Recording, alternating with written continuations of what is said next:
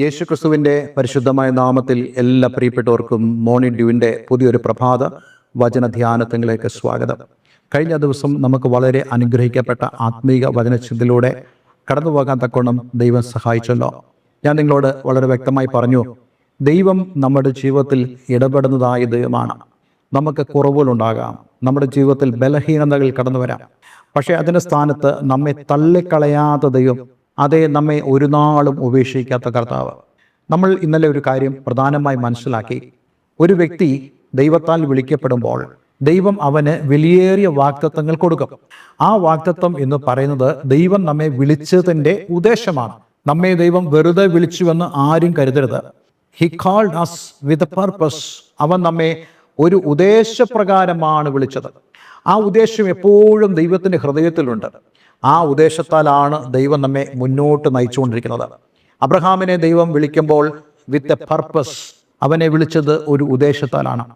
ആ ഉദ്ദേശം എപ്പോഴും ദൈവത്തിൻ്റെ ഹൃദയത്തിലുണ്ട് എന്നുള്ളത് നമ്മൾ ഒരിക്കലും മറന്നു പോകരുത്. ഞാൻ നിങ്ങളോട് പറയട്ടെ, ദൈവം നിങ്ങളെ വിളിക്കുന്നത് അല്ലെങ്കിൽ വിളിച്ചത് ദൈവത്തിൻ്റെ ഉദ്ദേശപ്രകാരമാണ്. ആ ഉദ്ദേശപ്രകാരം ദൈവം നിങ്ങളെ നയിക്കുമ്പോൾ നിങ്ങളുടെ ജീവിതത്തിൽ ഉണ്ടാകാവുന്ന സകല പ്രശ്നങ്ങളുടെ നടുവിൽ ദൈവം നിങ്ങളോട് ഇടപെടുന്നതായ ദൈവമാണ്. അബ്രഹാമിൻ്റെ ജീവിതത്തിൽ തികച്ചും അപ്രതീക്ഷിതമായതും അതേസമയം തന്നെ അബ്രഹാമിൻ്റെ ജീവിതത്തിൽ വളരെ വ്യക്തിപരമായിട്ടുള്ള ഒരു പ്രശ്നം താൻ നേരിട്ടു. അത് തൻ്റെ ഭാര്യ നിമിത്തമാണ്. തൻ്റെ ഭാര്യ വളരെ സുന്ദരിയായി കാണപ്പെട്ടതായ ഒരു സന്ദർഭം കഴിഞ്ഞ ദിവസങ്ങളിൽ നമ്മൾ ചിന്തിച്ചല്ലോ. 12-ാം അധ്യായത്തിൽ അതേ ഈ അബ്രഹാം തൻ്റെ ഭാര്യയുടെ സൗന്ദര്യത്തിൽ സംശയിച്ചുകൊണ്ട് താൻ മിസ്രൈമിലേക്ക് ചെന്നപ്പോൾ അവിടെയും സാറ തൻ്റെ സിസ്റ്റർ ആണെന്നാണ് അവിടെ പറഞ്ഞത്. അവിടെയും ഈ അബ്രഹാമിന് അബദ്ധങ്ങൾ സംഭവിച്ചു. അതേ കാര്യം തന്നെ ഏതാണ്ട് 28 അല്ലെങ്കിൽ 29 വർഷം കഴിഞ്ഞപ്പോൾ അബ്രഹാമിൻ്റെ ജീവിതത്തിൽ ആവർത്തിക്കപ്പെടുക. നമ്മൾ പലപ്പോഴും ചിന്തിക്കാറുണ്ട്, ഒരു കാലത്ത് നമ്മളിലുള്ള തെറ്റുകൾ നമ്മൾ വളരുന്നതിനനുസരിച്ച് നമ്മളിൽ നിന്നും അത് മാറി നമ്മൾ കുറച്ചുകൂടെ മെച്വേർഡ് ആയി തീരും എന്നുള്ളത്. പക്ഷെ നമ്മളൊരു കാര്യം മനസ്സിലാക്കണം, ഒരിക്കലും നമ്മുടെ പ്രായം നമ്മെ തിരുത്തത്തില്ല, നമ്മെ മാറ്റിമറിക്കുകയില്ല. നമ്മൾ ദൈവത്തിൻ്റെ ആത്മാവിനാൽ മാത്രമേ കറക്റ്റ് ചെയ്യപ്പെടൂ എന്നുള്ള ഒരു പ്രധാനപ്പെട്ട വസ്തുതയും ഇവിടെ നമുക്ക് കാണാൻ കഴിയുന്നുണ്ട്. പലപ്പോഴും നമ്മൾ ചിന്തിക്കും, 12-ാം അധ്യായത്തിൽ അബ്രഹാമിന് ഒരു അബദ്ധം പറ്റിയതാ, ഇനി അവനത് ഒരിക്കലും ആവർത്തിക്കില്ല. പക്ഷേ എന്താ സംഭവിച്ചത്? വീണ്ടും ആവർത്തിച്ചു. പ്രായം ഒരിക്കലും അവനെ കറക്റ്റ് ചെയ്തില്ല. അവനെ കറക്റ്റ് ചെയ്യുന്നത് ദൈവത്തിൻ്റെ ആത്മാവിനാൽ മാത്രമാണ് എന്ന് നമ്മൾ മനസ്സിലാക്കേണ്ടതായിട്ടുണ്ട്. ഞാൻ നിങ്ങളോട് പറയാൻ ആഗ്രഹിക്കുന്നത്, നിങ്ങളുടെ ജീവിതത്തിലുള്ള ബലഹീനതകളെ കറക്റ്റ് ചെയ്യുവാൻ ദൈവത്തിൻ്റെ പരിശുദ്ധാത്മാവിന് സാധിക്കും. ദൈവത്തിൻ്റെ പരിശുദ്ധാത്മാവിൻ്റെ ആ ഉപദേശങ്ങൾക്ക് നിങ്ങൾ കീഴടങ്ങില്ലെങ്കിൽ സംഭവിക്കുന്നത് നിങ്ങളുടെ ജീവിതത്തിൽ അതേ പരാജയങ്ങൾ സംഭവിക്കും. നിങ്ങളുടെ ജീവിതത്തിൽ നിങ്ങൾ ഒരിക്കലും പ്രതീക്ഷിക്കാത്തതായ കാര്യങ്ങൾ സംഭവിക്കും. പക്ഷേ ഇന്ന് അവൻ്റെ ശബ്ദം കേട്ടാൽ അതെ, തീർച്ചയായിട്ടും നമ്മുടെ ജീവിതത്തിൽ മാറ്റങ്ങൾ സംഭവിക്കും. അങ്ങനെ വിശുദ്ധ വേദപുസ്തകത്തിൽ വാക്യമുണ്ടല്ലോ, ഇന്ന് നിങ്ങൾ അവൻ്റെ ശബ്ദം കേൾക്കുന്നുണ്ടെങ്കിൽ മത്സരത്തിൽ എന്ന പോലെ, അതേ മിരിബയിലെ പോലെ, മസാനാളിനെ പോലെ നിങ്ങളുടെ ഹൃദയത്തെ നിങ്ങൾ കഠിനമാക്കരുത്.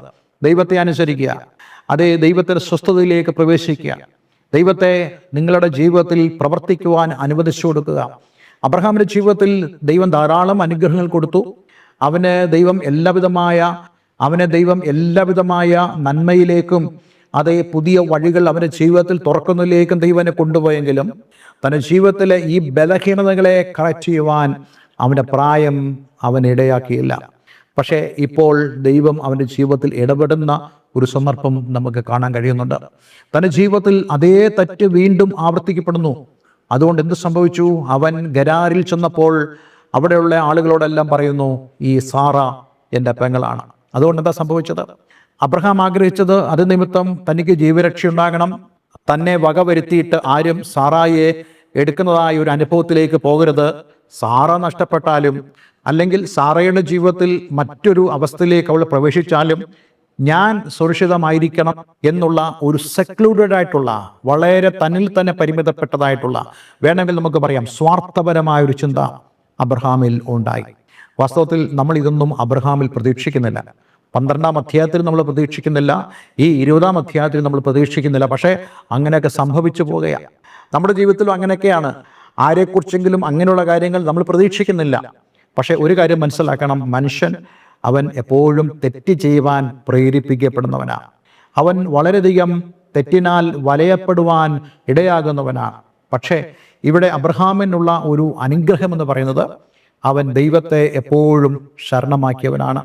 അതുകൊണ്ട് എന്താ സംഭവിക്കുന്നത്? ദൈവം അവൻ്റെ രക്ഷയ്ക്കായി വരുന്നു എന്നുള്ള കാര്യമാണ് നമുക്കിവിടെ മനസ്സിലാക്കാൻ കഴിയുന്നത്. ഒരുപക്ഷെ നിങ്ങളുടെ ജീവിതത്തിൽ പാപമുണ്ടായിരിക്കാം, ഒരുപക്ഷെ നിങ്ങളുടെ ജീവിതത്തിൽ വീഴുന്നതായ അനുഭവം ഉണ്ടായിരിക്കാം.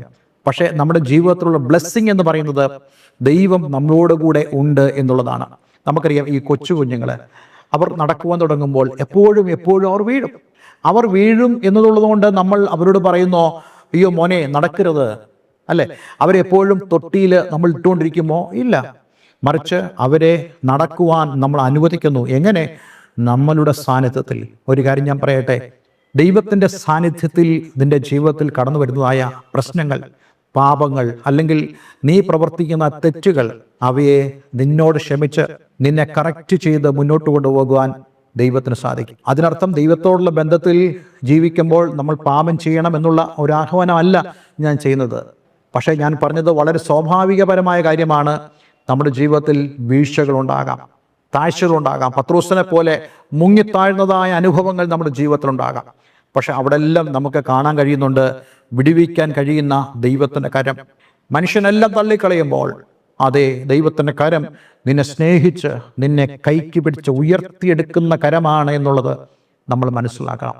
ആളുകളെല്ലാം നിന്നെ തള്ളിക്കളഞ്ഞു, ആളുകളെല്ലാം നിന്നെ ഉപേക്ഷിച്ചു, ആളുകളെല്ലാം നിന്നെക്കുറിച്ച് അപവാദം പറഞ്ഞു. പക്ഷെ അപ്പോഴും നിന്റെ അടുക്കൽ അതെ രക്ഷിക്കുന്ന ആ കരമുണ്ടായിരുന്നു എന്നുള്ളത് നമുക്ക് എത്രയോ സന്തോഷവും പ്രതീക്ഷയും പകരുന്ന കാര്യമാണ്.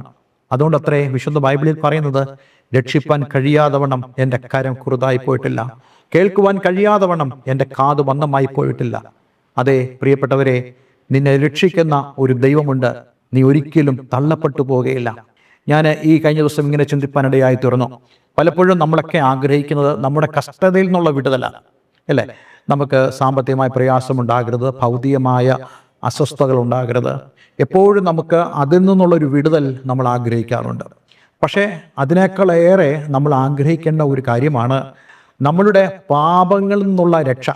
നമ്മളെപ്പോഴും അതിനുവേണ്ടി പ്രാർത്ഥിക്കണം. ദൈവമേ, പാപം ചെയ്യാൻ ഇടവരരുത്, ഞാൻ തകർന്നു പോകാൻ, വീണു പോകാൻ ഇടവരരുത് എന്ന് പറഞ്ഞാൽ ഞാൻ പാപം ചെയ്ത് നിന്റെ സന്നിധിയിൽ നിന്നും എടുത്തെറിയപ്പെടുവാൻ എന്നെ ഇടയാക്കരുതെന്ന് നമ്മളെപ്പോഴും പ്രാർത്ഥിക്കണം. മനോഹരമായൊരു പാട്ടുണ്ടല്ലോ, ആ പാട്ടിൽ ഇങ്ങനെയാണ് പറയുന്നത്: ഈ വൻ സമുദ്രത്തിൽ ഞാൻ താണിടായവ, നിൻ സ്നേഹമാം തിരുക്കരം ഞാൻ കാണുന്നുണ്ടപ്പോഴും. അതായത് ഈ ജീവിതമാകുന്ന സാഗരത്തിൽ ഞാൻ മുങ്ങിപ്പോകാനുള്ള സാധ്യതകളുണ്ട്. പക്ഷെ അപ്പോഴും ഞാൻ മുങ്ങിപ്പോകുവാൻ തുടങ്ങുമ്പോഴും എന്നെ രക്ഷിക്കുന്ന ഒരു കരം ഞാൻ എപ്പോഴും കാണുമ്പോൾ ഞാൻ നിന്നെ സ്തുതിക്കുന്നു. കാരണം ആ കരമാണ് എന്നെ രക്ഷിക്കുന്നതായ കരം. ആ കരമുള്ളപ്പോൾ ഞാൻ ഒരിക്കലും പാപത്തിൽ വീണു പോകുകയില്ല എന്നുള്ളതായ ആ ഉറപ്പ്. ഇതൊരിക്കലും ഞാൻ നിങ്ങളോട് പറയുന്നത് സാമ്പത്തികമായ വിഷയത്തിലോ ഭൗതികമായ വിഷയത്തിലോ ഉണ്ടാകുന്ന വീഴ്ചയെക്കുറിച്ച് പറയുന്നതായ വരികളല്ല. മറിച്ച് നമ്മുടെ ജീവിതത്തിൽ അതേ പാപനിമിത്തം ദൈവസ്ഥനിൽ നിന്ന് വീണുപോയി നഷ്ടമാകുന്ന അനുഭവത്തിൽ നിന്നും നമ്മെ കരകയറ്റുവാൻ എപ്പോഴും ആഗ്രഹിക്കുന്നതായ ഒരു ദൈവത്തിൻ്റെ കരമുണ്ട്.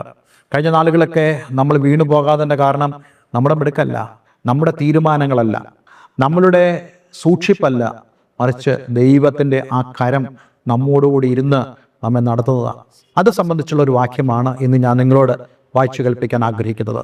ഇന്നലെ നമ്മൾ ഉൽപ്പത്തി പുസ്തകം 20:3 വായിച്ചു. എന്നാൽ രാത്രി ദൈവം സ്വപ്നത്തിൽ അബീമേലെക്കിന്റെ അടുക്ക് വന്ന് അവനോട്, നീ എടുത്ത സ്ത്രീയുടെ നിമിത്തം നീ മരിക്കും, അവൾ ഒരു പുരുഷന്റെ ഭാര്യ എന്ന് അരുളി ചെയ്തു. എന്നാൽ അബീമേലെക്ക് അവളുടെ അടുക്കൽ ചെന്നിരുന്നില്ല. ആകയാൽ അവൻ, കർത്താവേ, നീതിയുള്ള ജാതിയെയും നീ കൊല്ലുമോ? ഇവൾ എൻ്റെ പെങ്ങളാകുന്നെന്ന് അവൻ എന്നോട് പറഞ്ഞുവല്ലോ. അവൻ എൻ്റെ ആങ്ങളെയെന്ന് അവളും പറഞ്ഞു. ഹൃദയ പരമാർത്ഥതയോടും കൈയുടെ നിർമ്മലതയോടും കൂടെ ഞാനിത് ചെയ്തിരിക്കുന്നു എന്ന് പറഞ്ഞു. അതിന് ദൈവ സ്വപ്നത്തിൽ അവനോട്, നീ ഇത് ഹൃദയ പരമാർത്ഥതയോട് ചെയ്തിരിക്കുന്നു എന്ന് ഞാൻ അറിയുന്നു. നീ എന്നോട് പാപം ചെയ്യാതിരിപ്പാൻ ഞാൻ നിന്നെ തടുത്തു, അതുകൊണ്ടാകുന്നു അവളെ തൊടുവാൻ ഞാൻ നിന്നെ സമ്മതിക്കാതിരുന്നത്. നോക്കൂ, ദൈവത്തിൻ്റെ ഇടപെടൽ എന്താണ് എന്നുള്ളത് നമുക്ക് മനസ്സിലാക്കാൻ കഴിയുന്നുണ്ട്. അബീമേലെക്ക് പാപം ചെയ്യാതിരിപ്പാൻ ദൈവം അവനെ തടുത്തു. ഇത് വലിയൊരു മർമ്മമാണ്. അതായത് ദൈവം നമ്മെ തടുക്കുന്നതായ അനുഭവമുണ്ട് നമ്മൾ പാപം ചെയ്യാതിരിപ്പാൻ. അത് എന്തുകൊണ്ടാണ്? അബീമേലെക്ക് നിമിത്തമല്ല ദൈവം അത് ചെയ്യുന്നത്, മറിച്ച് ദൈവം അത് ചെയ്തത് അബ്രഹാമിന്റെ നിമിത്തവും അബ്രഹാമിന് ലഭിച്ച വാഗ്ദത്വ നിമിത്തമാണ് എന്ന് നമ്മൾ മനസ്സിലാക്കണം. അതായത് ദൈവത്തിൽ പൂർണ്ണമായി വിശ്വസിച്ച് ദൈവനീതി കൈവശമാക്കിയ ഒരു വ്യക്തിക്ക് വേണ്ടി ദൈവം എന്തൊക്കെ ചെയ്യുമെന്നുള്ള വളരെ പ്രധാനപ്പെട്ട സന്ദേശമാണ് ഇവിടെ നമുക്ക് കാണാൻ കഴിയുന്നത്.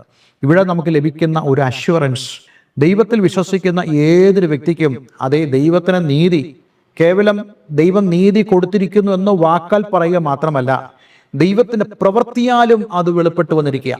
നോക്കൂ, പാപം ചെയ്യുവാൻ വേണ്ടിയാണല്ലോ അബിമേലെക്ക് അതേ ഈ അബ്രഹാമിന്റെ ഭാര്യയായ സാറ, തീർച്ചയായിട്ടും അബിമേലെക്കിന് അത് അബ്രഹാമിന്റെ പെങ്ങളാണ് എന്നുള്ള ഒരു വിവരം മാത്രമേ ഉള്ളൂ.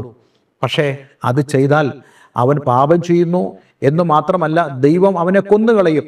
പക്ഷേ ദൈവം എന്ത് ചെയ്തു? അബീമേലെക്കിനെ രക്ഷിക്കുന്നു. കാരണം അവനും ഈ വിഷയത്തിൽ ഒരു നീതിമാന ആയതുകൊണ്ട്. അപ്പോൾ നോക്കണേ, ഇവിടെ നമുക്ക് കാണാൻ കഴിയുന്നത് ദൈവത്തിന് നീതിയാണ്. അതേപോലെ തന്നെ അബ്രഹാമിന് ദൈവം കൊടുത്ത വാഗ്ദത്തത്തെ ദൈവം തന്നെ സംരക്ഷിക്കുന്നു എന്നുള്ളതാണ്. ഇനി പല ആശയങ്ങൾ ഈ വേദഭാഗത്തുണ്ട്, അത് ഞാൻ അടുത്ത ദിവസം നിങ്ങളോട് പറയാൻ ആഗ്രഹിക്കുന്നുണ്ട്. പക്ഷേ ഇവിടെ നമുക്ക് കാണാൻ സാധിക്കുന്നത് നീതിയുള്ള ഒരു കർത്താവിനെയാണ്. നമ്മോട് ദൈവം തൻ്റെ വാഗ്ദത്തം പറഞ്ഞെങ്കിൽ ആ നീതി ദൈവം നമ്മുടെ ജീവിതത്തിൽ നടപ്പിലാക്കും. ദൈവം നമുക്ക് നൽകിയ വാഗ്ദത്തം നിമിത്തം അതേ ദൈവം നമ്മൾ ഉറങ്ങുമ്പോഴും നമുക്ക് വേണ്ടി പ്രവർത്തിക്കുന്ന ദൈവമാണെന്ന് ഈ വാക്യത്തിലൂടെ നമുക്ക് മനസ്സിലാക്കാൻ കഴിയുന്നുണ്ട്. അതുകൊണ്ട് ഇന്ന് നമ്മെ തന്നെ ദൈവങ്ങളിലേക്ക് ഏൽപ്പിച്ചു കൊടുക്കാം. അതേ, നമുക്കുള്ള ധൈര്യം ഒരു നീതിമാനായ ദൈവം നമുക്ക് വേണ്ടി ഉണ്ട് എന്നുള്ളതാണ്. ആ ധൈര്യത്തിൽ നമ്മൾ മുന്നോട്ട് പോകുമ്പോൾ ജീവിതത്തിൽ നമ്മൾ ഒന്നിനെയും ഭയപ്പെട്ടു പോകത്തില്ല. പിശാചിൻ്റെ ഒരു തന്ത്രത്തെയും നമ്മൾ ഭയപ്പെടില്ല. പിശാചിൻ്റെ യാതൊരു ആലോചനയും നമ്മൾ അതേ ഗൗരവമായി എടുക്കില്ല. കാരണം എനിക്ക് വേണ്ടി പക്ഷപാതം ചെയ്യുകയും എനിക്ക് വേണ്ടി പ്രവർത്തിക്കുകയും ചെയ്യുന്നതായ ഒരു ദൈവമുണ്ട്. അതുകൊണ്ട് ഇന്ന് നമുക്ക് നമ്മളെ തന്നെ ദൈവരങ്ങളിലേക്ക് സമർപ്പിക്കാം. ഒരു നിമിഷം പ്രാർത്ഥിക്കാം. സ്വർഗീയ പിതാവേ, ഇന്ന് ഞങ്ങളോട് അങ്ങ് സംസാരിച്ചല്ലോ, ഈ വചനത്തിൻ്റെ ആഴങ്ങളെ ഞങ്ങളെ വെളിപ്പെടുത്തിയല്ലോ. ഞങ്ങൾക്ക് വേണ്ടി പ്രവർത്തിക്കുന്ന ദൈവം, ഞങ്ങളോടുള്ള വാഗ്ദത്തത്തെ നിവർത്തിക്കുന്ന ദൈവം, ഞങ്ങളുടെ ജീവിതത്തിൽ ഞങ്ങളോടൊപ്പം ഇരുന്ന് ഞങ്ങളെ സഹായിക്കുന്ന ദൈവം, ഞങ്ങളോടുള്ളതിനായി ഞങ്ങൾ അങ്ങേക്ക് നന്ദി പറയുന്നു. ഈ വചനം കേട്ട ഏവരെയും ഞാൻ യേശുവിൻ്റെ നാമത്തിൽ അനുഗ്രഹിക്കുന്നു. പ്രാർത്ഥന കേട്ടതിന് നന്ദി. യേശു ക്രിസ്തുവിൻ നാമത്തിൽ തന്നെ. ആമേൻ, ആമേൻ. ഇന്നത്തെ വേദവചനം നിങ്ങളുടെ ജീവിതത്തിൽ വളരെ അനുഗ്രഹപ്രദമായി തീർന്നു എന്ന് ഞാൻ വിശ്വസിക്കുന്നു. ദയവായി ഈ സ്ക്രീനിൽ കാണുന്ന ഫോൺ നമ്പറുകളിൽ ഞങ്ങളെ വിളിക്കുക. നിങ്ങളുടെ പ്രാർത്ഥന വിഷയങ്ങളെ ഞങ്ങളെ അറിയിക്കുക. തീർച്ചയായിട്ടും ഈ സന്ദേശം, ഈ ഒരു ശുശ്രൂഷ നിങ്ങളുടെ ജീവിതത്തിൽ അനുഗ്രഹമായി തീരുന്നു എന്നറിയുന്നതിൽ വളരെ സന്തോഷമുണ്ട്. എല്ലാവരും ദൈവം അനുഗ്രഹിക്കട്ടെ. Have A nice day. God bless you all.